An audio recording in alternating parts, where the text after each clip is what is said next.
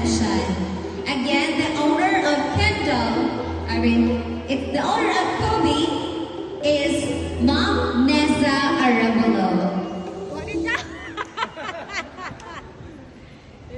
Okay, yay! Once again, number 2 is Kobe. Yay! Our contestant number 3, we have Myla. Nawa nga the music, Myla. Myla is a golden retriever. The golden retriever is a sturdy, muscular dog of medium size.